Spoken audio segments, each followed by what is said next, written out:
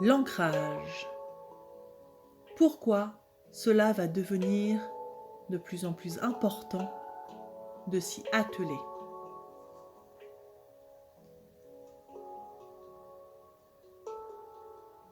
Bonjour, c'est Caroline Bontemps Harmonia. Aujourd'hui, dans ce nouveau podcast, j'ai envie de vous parler d'ancrage. Pourquoi?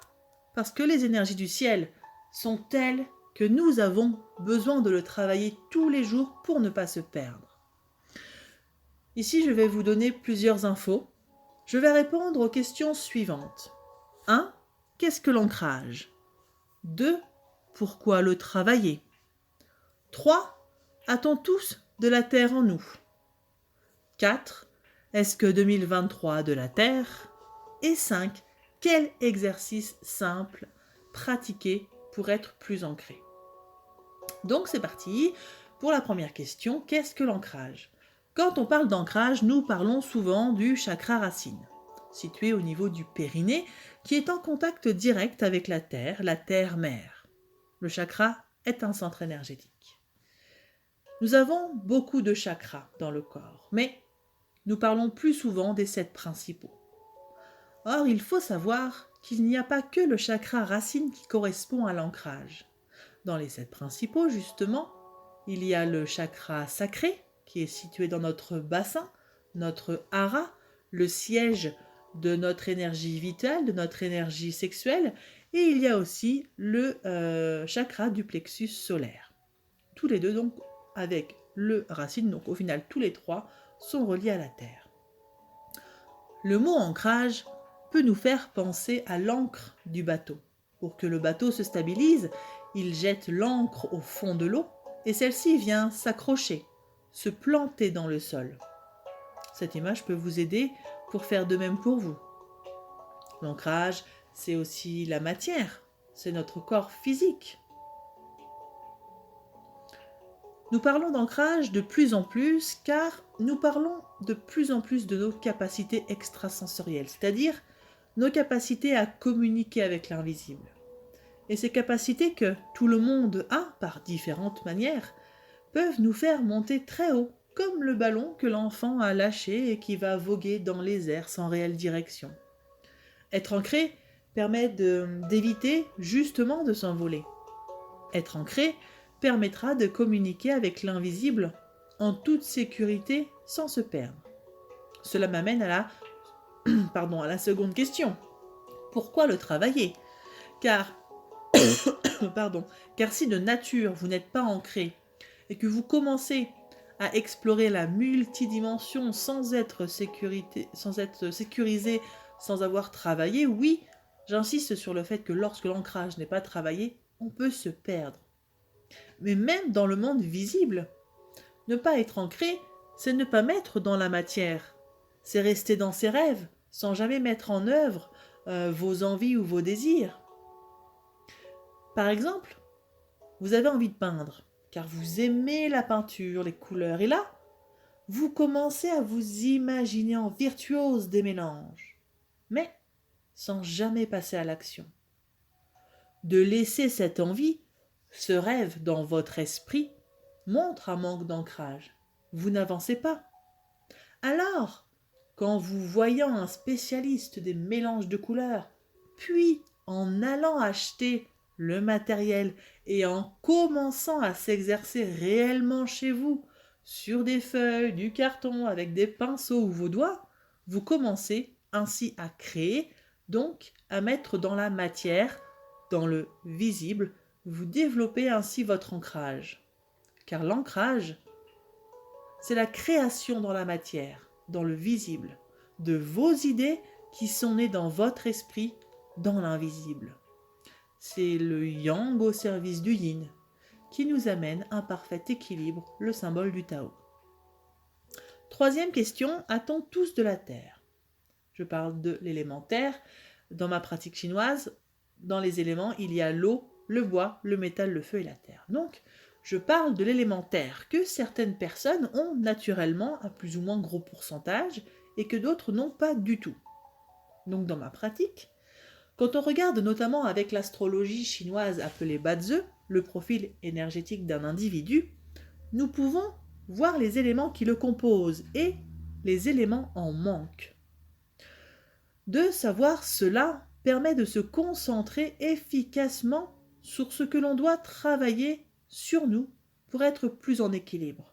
Par exemple, une personne qui manque d'eau aura probablement des soucis de communication parce que l'eau, c'est la communication. C'est aussi l'adaptabilité. Et d'un point de vue santé, d'un point de vue organe, ce sont les reins. L'eau correspond aux reins. Donc s'il y a un manque d'eau, si la personne a un manque d'eau, on pourra dire à la personne de boire du coup plus d'eau, d'aller dans l'eau régulièrement, donc d'aller nager, d'aller à la piscine. Et si elle a envie de déménager, je peux clairement lui conseiller d'aller vivre au bord de la mer, en tout cas près de l'eau. Et comme l'eau, donc c'est aussi la communication, on peut lui dire d'aller prendre des cours de communication, histoire de compenser du coup ce manque d'eau dans son profil énergétique. Et quand on a naturellement de la terre, si nous n'avons pas un autre élément qui vient nous le réduire, on pourrait dire que la personne est ancrée. Mais de toute façon, cela se vérifiera dans son comportement. Est-ce que cette personne met en action toutes ses idées ou lâche-t-elle les bras très facilement et n'arrive pas ou peu à créer? On peut aussi parler d'une notion de déracinement. Une personne qui a déménagé loin des siens est-elle toujours en équilibre ou sent-elle une perte? C'est une analyse globale qu'il faut avoir. Ici, je vous propose simplement une autre façon de voir les choses. 4e question. L'année 2023 a-t-elle besoin d'ancrage? La réponse est oui. Toujours dans ma pratique, nous regardons les énergies du ciel. Nous regardons le signe astrologique chinois de l'année. 2023 est une année du lapin d'eau. Le lapin a naturellement beaucoup de bois, donc de créativité, d'idées. Mais il y a ici une absence totale cette année de terre. Donc, que vous ayez naturellement de la terre ou pas dans votre profil personnel, 2023 va continuer à vous bousculer comme l'a commencé 2022, et cela va perdurer, voire amplifier pour les prochaines années. Je m'explique. Pardon. Quand on regarde les énergies dans ce que l'on appelle la chance du ciel, le feu détruit la terre. Pour faire simple, 2023, c'est une année de transition entre deux grandes périodes, deux grands cycles de 20 ans. De 2003 à 2023, nous étions en période 8, période de terre. Pour info, période de terre, là dans ces dernières années, ces 20 dernières années, on a pu voir une multitude d'émissions sur le jardinage, sur la cuisine et aussi tout ce qui est immobilier. On en a parlé énormément. Ça, c'est la raison de cette période terre. Et là, de 2024 à 2044, nous serons en période 9. Période en lien donc avec l'élément feu. Et comme tout est cyclique, le cycle feu est déjà né et commence à s'élever tout doucement. Regardez, là nous sommes en février, le printemps commence à la mi-février son ascension. Le 20 ou le 21 mars, le jour de l'équinoxe, on pourrait dire qu'on arrive à l'apogée du printemps. Le printemps ne commence pas le 20 ou 21 mars. Il a déjà bien entamé sa course. Aussi, nous ressentons ce feu déjà en ce moment. Comment? Et ça fait à peu près environ 2 ans. Comment? Par justement le nombre croissant de personnes qui se réveillent un beau jour avec leur capacité extrasensorielle qui se développe. Le feu, c'est l'énergétique, la spiritualité, les arts. Tout à l'heure, je vous parlais de peinture, c'est pas un hasard. C'est aussi malheureusement les guerres. Après tout, le 9, c'est une fin de cycle. Et là, ce que je suis en train de penser, c'est que comme le feu détruit la terre, donc outre la notion de guerre, là, on entend de plus en plus parler et on voit de plus en plus tout ce qui est tremblement de terre et tsunami. Comme je vous ai dit, le 9 est une fin de cycle. il y a du nettoyage qui se fait. La terre fait naturellement en fait un nettoyage. Donc, par rapport à ces prochaines années où le feu sera dominant, feu détruisant la terre, donc l'ancrage, on est tous et toutes appelés à s'ancrer fortement, tel l'ancre du bateau. D'où la 5e et dernière question de ce podcast. Quel exercice pratiquer pour mieux être ancré, pour mieux s'ancrer? Déjà, si vous avez compris, tout ce qui est lié à la terre, c'est-à-dire le jardinage et par extension la cuisine. Et quand je parle de cuisine, les aliments qui sont tout simplement encore plus en lien avec la terre, c'est tout ce qui est légumes, un peu les légumes racines, vous voyez, tout ce qui est carottes, panais, aussi les pommes de terre. Tous les légumes en fait qui naissent vraiment dans la terre sont à manger en effet en priorité pour aider dans cet ancrage. Donc il y a aussi créer vos idées, mettez-les dans la matière, ne restez pas dans vos rêves. Il y a aussi les balades en nature, et si possible pieds nus. Pourquoi ? Je vous ai parlé en début de podcast des chakras. Il y en a plein, et notamment sous la plante des pieds. Et le plus gros chakra ancrage est au niveau du talon. Donc oui, marchez pieds nus autant que vous le pouvez. C'est pour cela qu'il est préférable pour les enfants qui apprennent à marcher de le faire sans chaussures. Parce que sans chaussures, en contact direct avec la terre, l'ancrage, ils auront un équilibre du coup plus facilement. Et les enfants ont naturellement cette connexion. La semelle nous coupe de cette connexion. Et encore plus les talons.